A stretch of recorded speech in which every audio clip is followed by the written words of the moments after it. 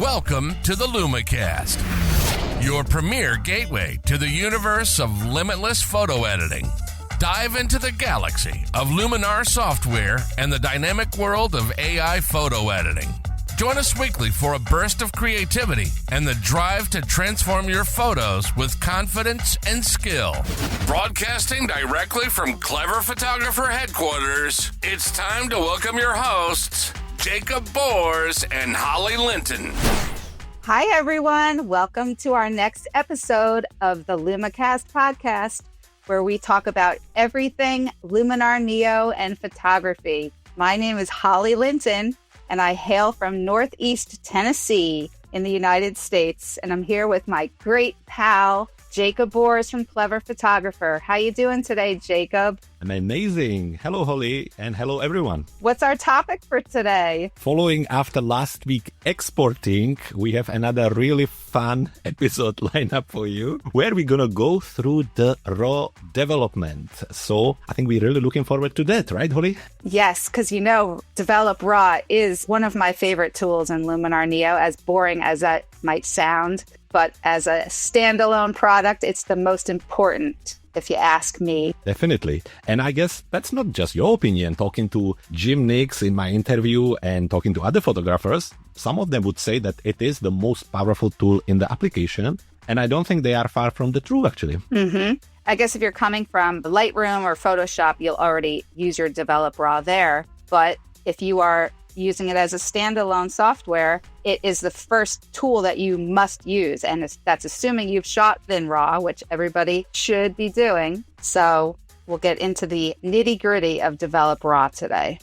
Perfect. I guess we talk about that in just a moment. I just want to quickly say that coming back to the developing your RAW file, just like in shooting, it's really important to get it as good or as right in a camera as possible. You want to get as much data, have your highlights right, and shadows and sharpness and all of that.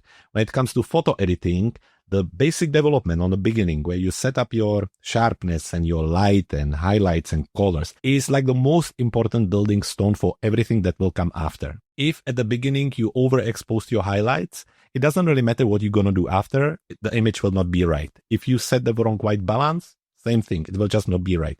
So while this can be a little mundane, this task, it is really, really important. And if you follow the right workflow we're going to cover today, you will learn that it's actually not complicated at all. And it can be a question of just a few minutes to do it right. And then you can get on with using the more fun tools in Luminar NEO. But to start with, I guess the important part, Holly will tell us why it's important to shoot in RAW. It's important to shoot RAW because the RAW file contains lots and lots of data that you can then tweak. Whereas if you just shot a JPEG, that's already a bit of a compressed and sort of pre-edited file. And if you start using some of the tools, they're not going to work very well.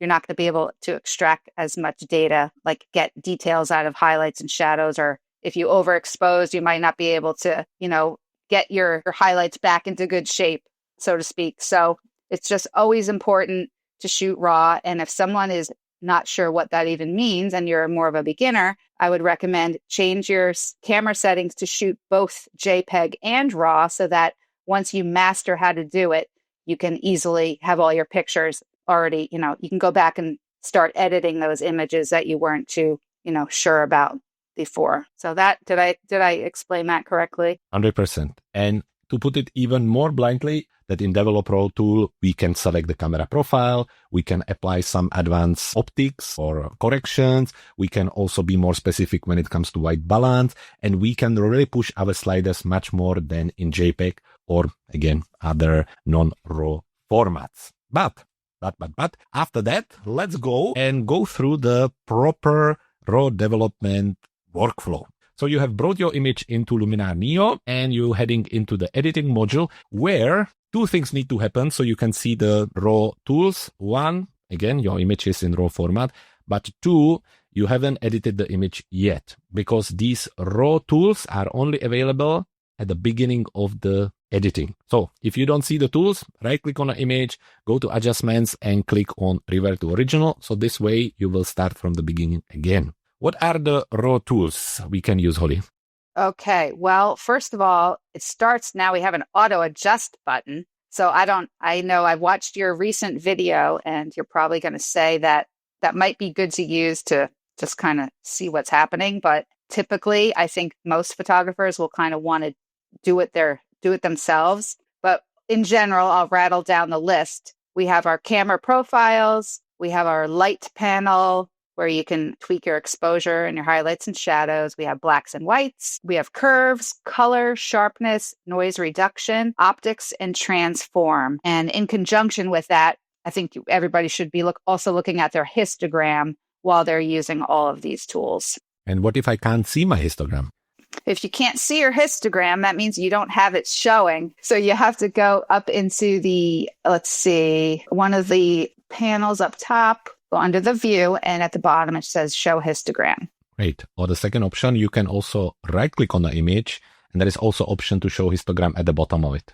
That sounds much easier. Great. So now the histogram have appeared on the top, and we leave it there for the moment because we will come back to it a little later. Now, talking about workflow. So the first step you're going to be heading to are the optics, or is the optics. So you open the optics, and there on the top, you're going to see 3 check-ons. Those are simple corrections, like auto distortion correction, auto fixed chromatic aberration, and auto defringe. Auto distortion correction, simply every lens has a little bit of a distortion, maybe sometimes things are a little bit tweaked around, and this just helps to make it as natural as possible. Also, it makes it a little bit easier to make sure that your lines are aligned and straight and so on. So definitely have that on. Talking about auto fixed chromatic aberration. What is chromatic aberration, Holly?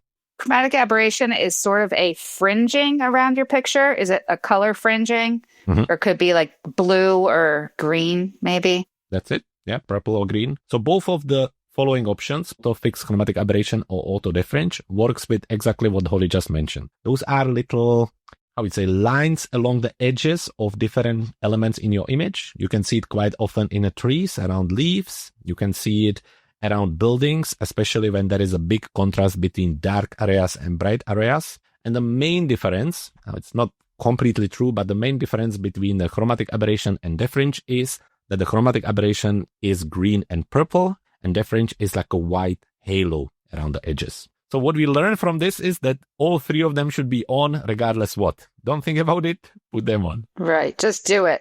That's it, just do it. After that, we have 3 sliders, which can help us to adjust the optics manually. So lens distortion does the same as auto distortion, but you can just push it a little bit further.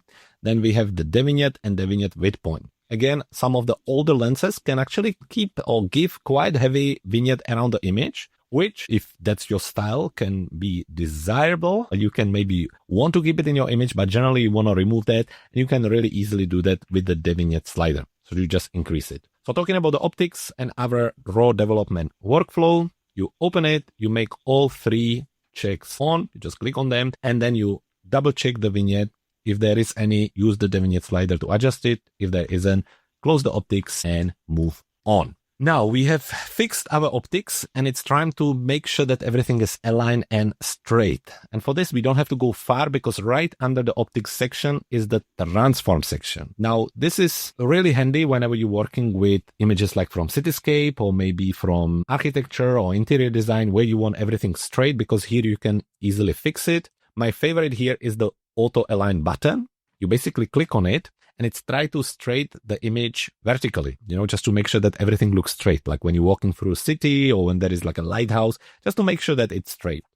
90% of the time it does good job. And then there is the 10% when it doesn't. If it doesn't, then use one of the manual adjustments here, like the vertical, horizontal, or aspect.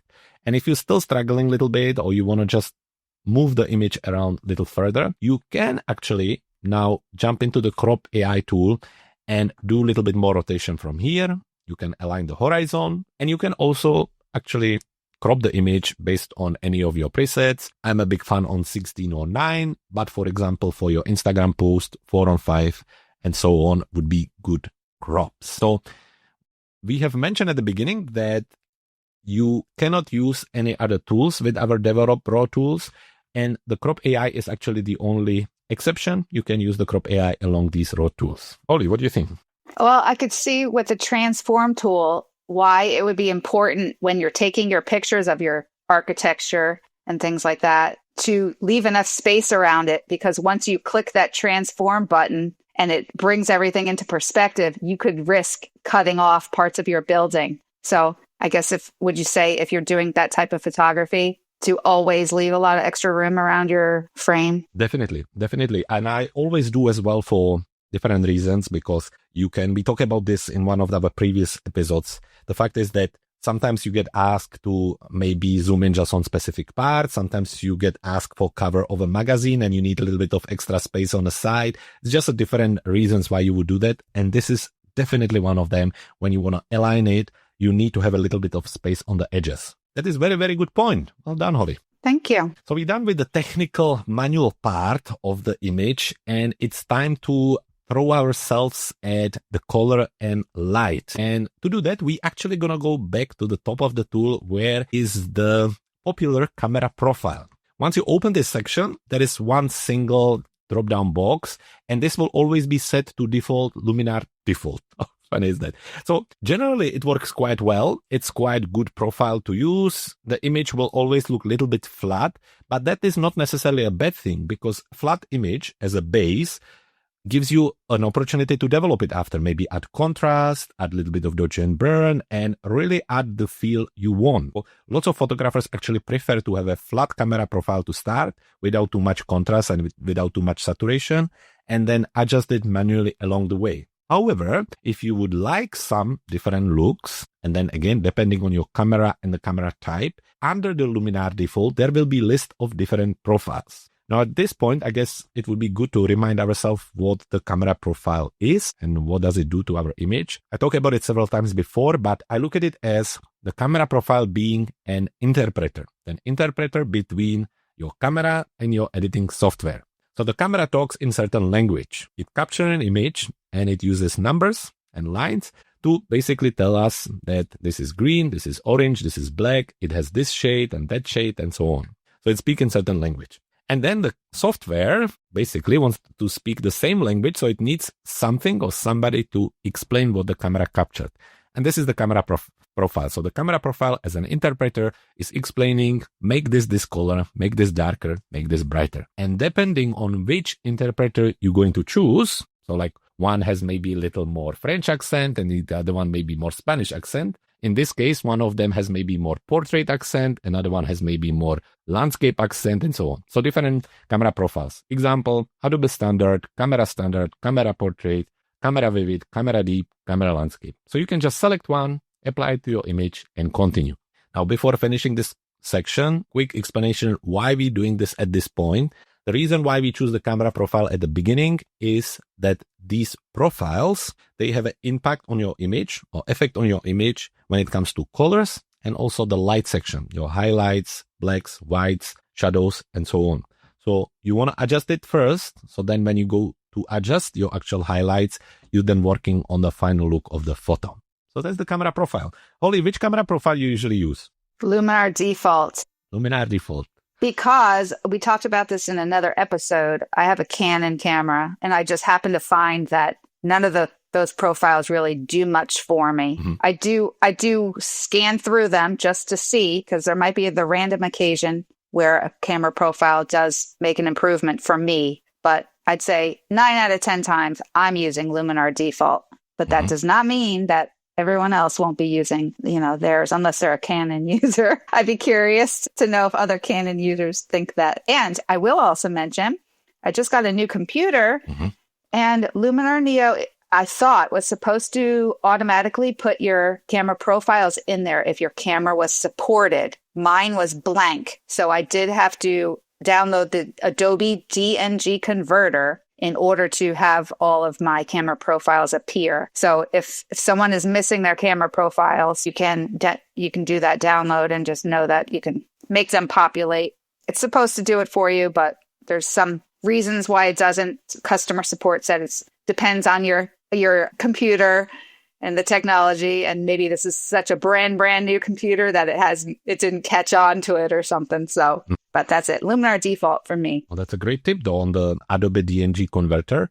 And by the way, if anybody needs, I will also link a video in the description of the podcast where you can follow it and see how it's done, because I think that is quite important to know. Yes, we should. Actually, I have a great idea for a shirt. We should have a shirt saying, I am a Luminar default girl or something like that. All right. I think I edit in Luminar default, All right, so nothing wrong with Luminar default. Nope. Okay, moving on. Once we have the camera profile selected, it's time to adjust our light. Light means the exposure, contrast, highlights, shadows, whites, and blacks. And I will try to keep this as simple as possible, but the easiest way to adjust these is in combination with the histogram, as Holly already told us. Now, when you look at your histogram on the top of the editing toolbar, it may look funny. Maybe it has a red, green, and blue color on it, or maybe it just has a blue color. What you need to do, just click on it several times until it becomes just gray, just a kind of batch of gray color on it. Now, this kind of gray waves or gray form basically indicates the different values in different areas of your image. Now, to very quickly explain that, we're going to start from the left side of the histogram, and this is where your whites are. So all the way on the, blacks. All the way on the left, that's where the blacks are.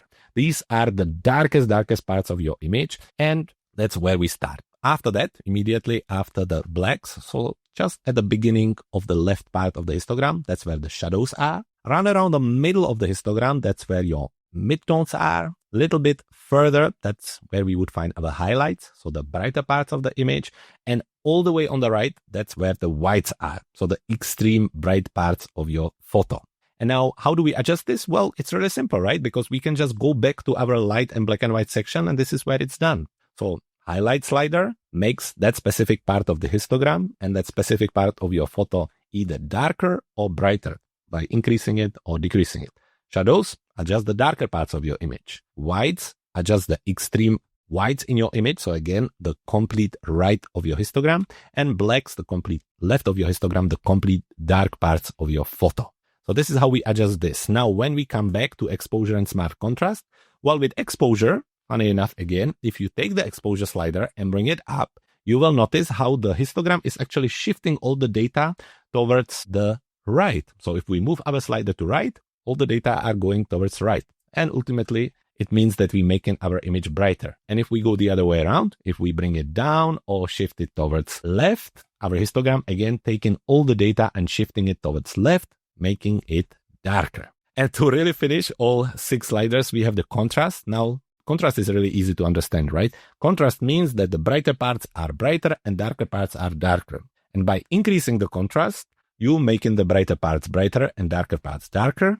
And by decreasing the contrast, adding less contrast or removing the contrast, means that our bright parts are not that bright anymore and dark parts are not that dark anymore. So when you're shifting it around, looking at our histogram, if I increase the contrast, means add the contrast, I create gap between the bright parts and dark parts. Makes sense, right? Darker parts still darker, brighter parts still brighter. Where when I bring it down, when I make or add less contrast, these two become closer because there is just not that much difference between the bright and dark parts. So talking about the workflow, well, what you would do, generally you would start with the highlights, bring them down a little bit. Shadows, bring them up a little bit. Just keep an eye on your image. And the easy way to do this is with Holly's favorite. You hit that J key to get your highlight alerts going. That's it. And then you'll get your clipping masks is really what I should have said. So you'll get your red or your blue clipping masks. The red will show up if your highlights and whites are overdone. And then if there's no detail in the blacks, you'll see a blue mask on that. Exactly. All right. Very good. So J on your keyboard. Or you can actually also click on the corners of the histogram. There are 2 little circles.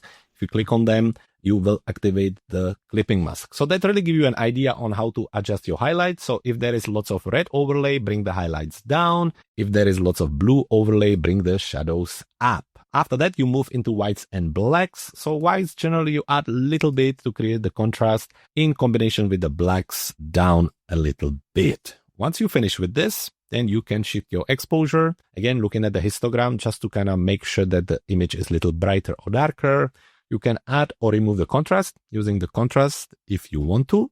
And that's about it. If for some reason you have the highlights to -100 and shadows to 100 and you still have some blue or red clipping mask, the quick way to adjust this is to simply jump into the curves, which are just under the blacks and whites. Stay on the white curve at the beginning. And if you have a blue overlay, take the dot in the bottom left corner and just bring it up a little bit. And when you do that, you will basically remove the darkness from these areas and you will make them a little bit brighter, and you will remove the blue overlay. If you have a lots of red overlay, means the peaking highlights, take the dot in the top right corner and bring it down a little bit until the overlay disappears. And at this time, or at this point, you should have perfectly balanced image with no overexposed or underexposed areas. So you can hit J again to remove the clipping mask, close the light black and whites and curves, and move on to the next part of the basic development, which will involve the white balance, saturation, and vibrance. But actually, we're going to do that after the ad. So don't go anywhere. We're going to have lots of fun still after the ad, and I will speak to you in a moment.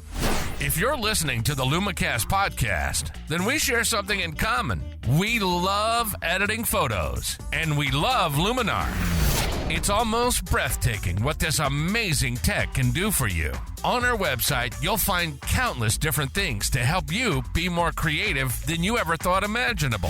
From our photo manipulation masterclass to our power bundle with 986 elements, our essential preset bundle, editing software and extensions to our tutorials. Harness the power at the website at www.cleverphotographer.com/Luminar. Again, that's cleverphotographer.com/Luminar. Now, back to LumiCast. And we are back for the second part of today's episode, where we're talking about raw development. In the first part, we have covered everything from optics, transform, camera profile, light, black and whites, and curves. We have also followed Holly's suggestion on clipping mask, and at this point, we are ready to jump into the color section. But I know that before we do that, Holly has a question. I do have one question. When it comes to the clipping mask, if you're able to get rid of the blue and red mask just by adjusting the blacks and whites, would there be a need to go to highlights and shadows? Or should you always be using a little combination of everything? So that is a very good question. And you're right. In general, the less adjustments we do, the better for the image. That is true, because obviously by lots of editing, we start to create artifacts and so on. However, at the same time, I think it's important to realize that while I try to teach the techniques using the histogram and clipping mask, the one most important thing is how your image looks. Mm-hmm. So sometimes I can say, oh, you shouldn't have any white overlay, but maybe you are going for a look where actually the sky, for example, will be overexposed. It will be completely white. Maybe that's your desired final look. Or maybe you're looking for that really dark, minimal black look. So in that case, you want to have lots of areas really underexposed with the blue overlay. So while the answer to your question is that if maybe the blacks and whites do adjust the clipping mask and there is no blue and red overlay, that would be enough. You still should be looking at your image and saying, does this work for me? Would I, for example, like to have more details in the sky, which means that you want to take your highlight slider and bring it down a little bit? Or maybe, in these areas, like in the park, maybe between the trees, it's just too black for me. Mm-hmm. So then you will still go in and open the shadows, even if there is no clipping mask there. Just try it, because it might create an effect that you actually prefer. Exactly. Okay. And the most important at the end of it is that the image looks the way you want to, right? Mm-hmm. Okay. So I think the histogram and clipping mask are great guides, especially if you're not comfortable. But ultimately, the idea is that you will play around with your image and try different things. Well, on that point, it's time to move into probably the most complicated part of the raw development, and that's the white balance. And the reason why I'm saying that is because most of my students across the years struggled with this specific part. And again, the reason is that everybody sees colors a little bit differently. That's the one thing. And everybody sees saturation a little bit differently. So for example, me, I love saturated images. I really like to see heavy blues and nice warms, and I like saturated colors, and it just works very well for me. But for somebody else, it could be too much. And this is like this across the photographers out there. And while the saturation and vibrance is okay, the temperature can be a little bit tricky. So what do we have there? So when it comes to white balance, ultimately, it's a mix of temperature and tint together. Simple, right? Now, when you're starting, the easiest way to start is to use one of the presets that come with the application. So when it comes to white balance, generally you will find daylight, cloudy, shade, tungsten, fluorescent, and flush. So what I would do when I open the color tool, I would try one of them. Generally, at least one of them will be close to what you're looking for. So for example, on many of my images, the daylight works well. It generally gives me very healthy balance of warmth and tint. Once I have that starting stone, once I have basically the starting adjustment for my sliders, then I go in and adjust it further manually with the sliders. Now we have two sliders here, temperature and tint. With the temperature slider, when we increase the slider, means we shift it towards the right, we add warmth to our image. And when we take the slider down, shift it towards the left, we will make the image cooler. We remove the warmth. Furthermore, after that, the tint, when we take the slider and shift it towards the right, we bring it up, we add magenta. And when we shift it towards the left, we add green tint. So the combination of them have to be adjusted together. So for example, I'm thinking about sunset capture. I would add a little bit of warmth and I would add a little bit of magenta because those two colors are commonly associated with that scene. And that's how I see it. But then talking about like your maybe midday walk in a park portrait, you would maybe keep the temperature quite cool. So you would actually bring the temperature down a little bit more towards the cool side. And maybe you would keep the tint more on the greener side because that's the overall environment. So in general, as I said, I would start with the preset, just clicking on the drop-down box and start with one of them.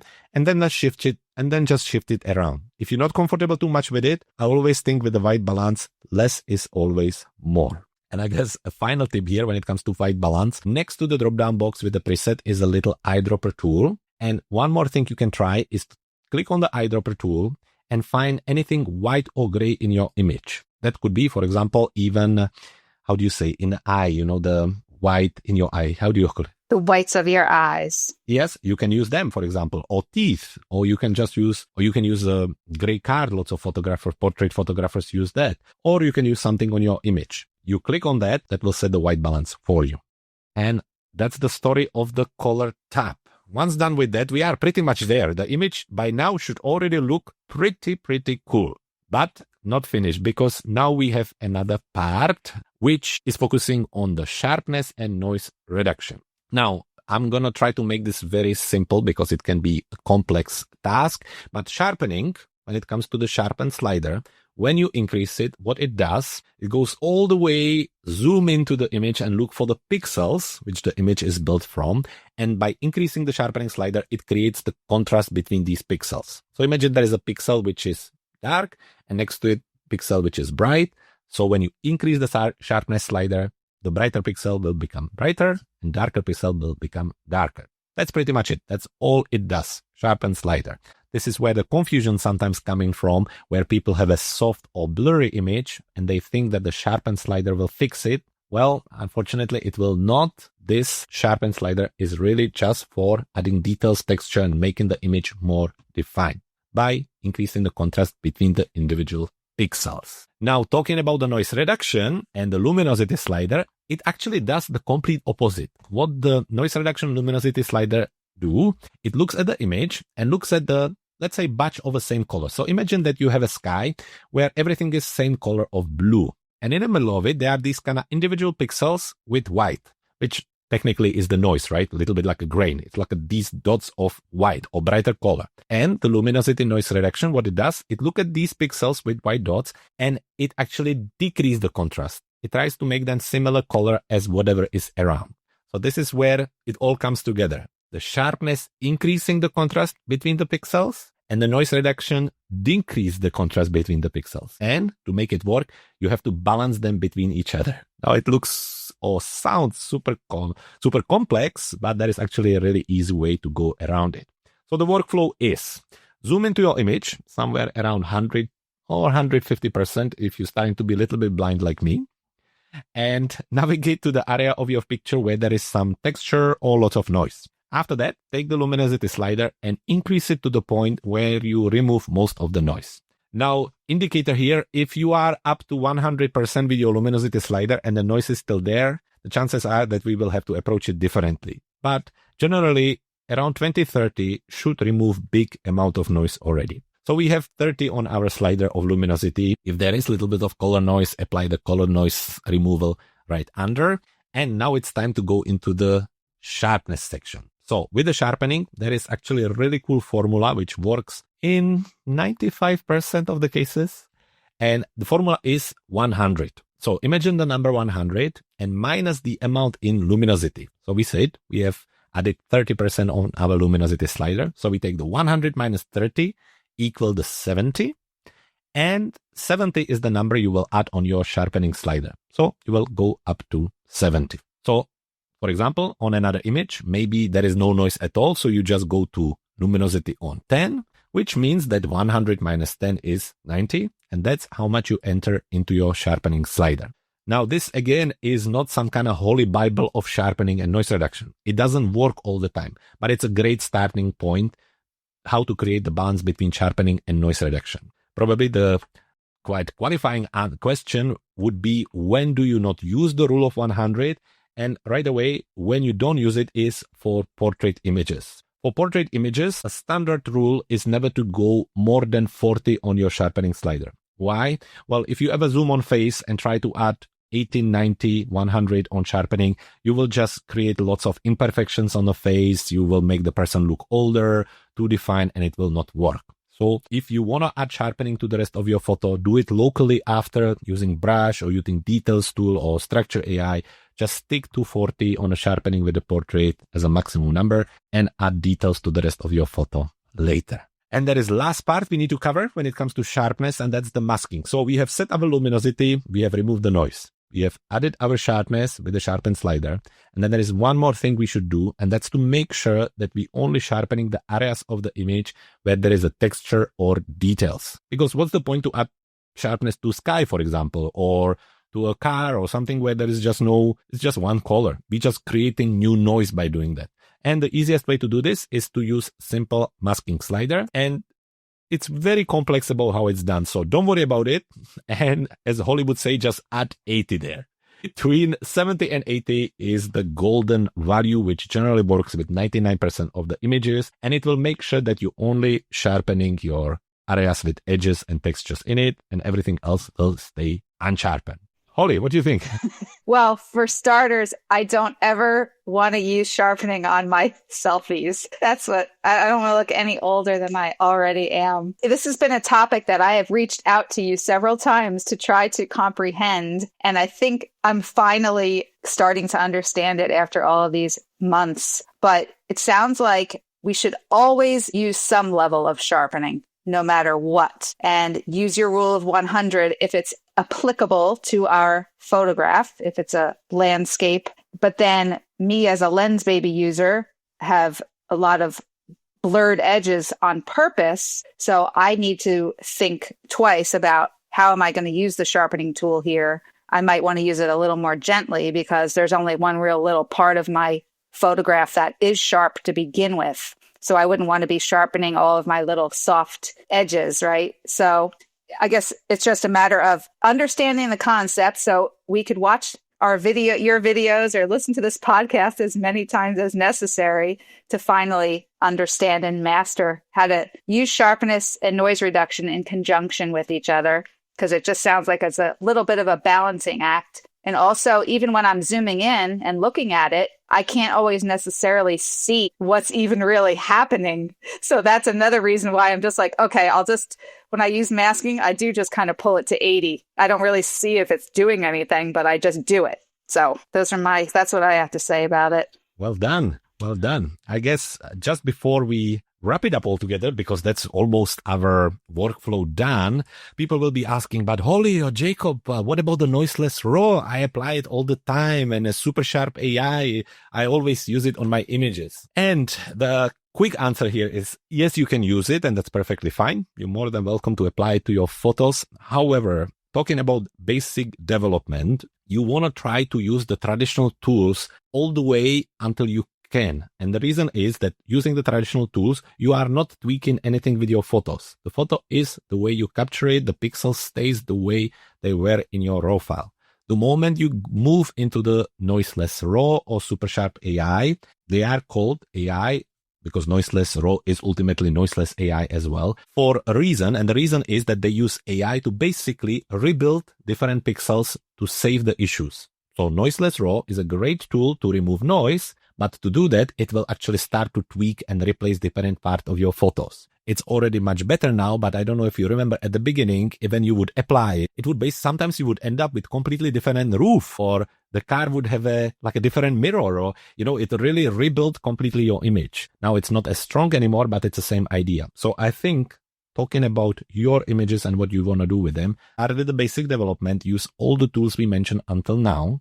And if the noise reduction, even if you at that 100 is not helping, then it's time to turn for help with the Noiseless RAW. So that would be the first next step. If you still working with the noise, use the Noiseless RAW, use one of the settings there and apply. Now, once you're done with Develop RAW and Noiseless RAW, only after that, if your image still needs sharpening, it's time to use the SuperSharp AI. Now, when do you use the SuperSharp AI? Only when the image isn't actually sharp or in focus. The SuperSharp AI will not add sharpness the way the sharpness slider does. Basically, for example, you took picture of a car and it's slightly moved, or there is somebody in your image like a portrait and there is slight blur on it. You can use the SuperSharp AI and it will try to fix it. I seen some incredible results with it where image you would never think could be fixed, like from wildlife or even portraits. It did extremely good job. And then there is an image where I think, this will be easy peasy, and you apply it and it just doesn't work. It is little try and see what it's going to do, but it's good to have it there. And the reason why we're using the SuperSharp AI only at the end of this nice workflow is because the SuperSharp AI actually isn't a raw tool. It doesn't work with the raw image anymore. So the moment we apply it, you will notice that the raw tools disappear. And that is usually a signal that you're not working with the raw file anymore. Virtually in your computer, you're actually working with a high quality TIFF file. And the reason why they transform it is because lots of the other tools you're going to apply after, they are just so heavy processing wise that it's easier to work with a smaller file. The workflow, Develop RAW, Noiseless RAW, and then SuperSharp AI if you need to. Does it make sense? Yes, I think this will be helpful to people because I've heard on Luminar Coffee Break, a lot of people have said, I use SuperSharp all the time. And I'm thinking, you really shouldn't be. That should be used sparingly, right? I mean, definitely. Should not be part of a regular workflow at all. No, 100% no. If you don't mind that it will adjust the image, okay. But I also think not only that it will adjust, most of the time it will damage something in it. You can see that stuff doesn't look right, or not damage in a way of damage, but things will just get tweaked. So why not to try to get it right first with your own photo using the Develop RAW before turning yourself for help with these other tools where it can work super well or it can be also not so great. So I definitely don't think that you should use these tools all the time. They should be more as a advanced help if they need to be used. And would you say someone has mastered using Develop RAW, that technically your edit could be finished? Like if you're not comfortable yet using all the other tools in Luminar NEO, you're satisfied with the way your image looks after you've used all the tools in Develop RAW, you could just go ahead and export it, as we talked about in our previous episode, and be done with it. So you're technically finished. You can consider this an edited photo. Definitely. And it's ready to be exported if that's the type you're looking for. I think there is a lots of photographers out there who really prefer very natural result or natural look. They would very much like to be the way they saw it right there and then. And then by now you should be already finished with it. But the reason why so basically this basic development we have just gone through the whole workflow is just like the development of the films in old studios, So you bring it as far as here. After this come in the creative part, the creative vision, where you would really go into things like dodge and burn, local adjustments, special effects, special looks, special color adjustments. And they are all additional. Obviously, lots of us love to do that because it's a part of the fun. But you're right that once finished with these steps, you're more than ready to export the image and share it. It just shows you that why this is such an important and the most important tool if you're using it as a standalone software. Okay. Wow. That's a big topic, but I really hope this was helpful. I teach this in my brand new masterclass. You can find out more about it at cleverphotographer.com. And I have, now I think almost 10 different tutorials talking about RAW development. And the reason is that anytime I am at a workshop or I'm at a class or teaching online, I can really see that most photographers still struggle with this. Everybody can grasp an idea of glow or fade or vignette or details, but this is still, I think, a little bit overwhelming, especially for new photographers. like you say white balance, but what is white balance? And white balance is adjusted with just 2 sliders, and it can be really confusing. So I really hope this was helpful. Excellent. Good. I thought it was great. All right, folks, thank you very much for joining us. Have a great week or weekend. We will be back again next week. Today, Holly, thank you very much for joining us. My pleasure as always. And bye-bye, everyone. Bye. And that's a wrap. Now, there's only 3 things left to do. Subscribe to this podcast so you never miss a future episode.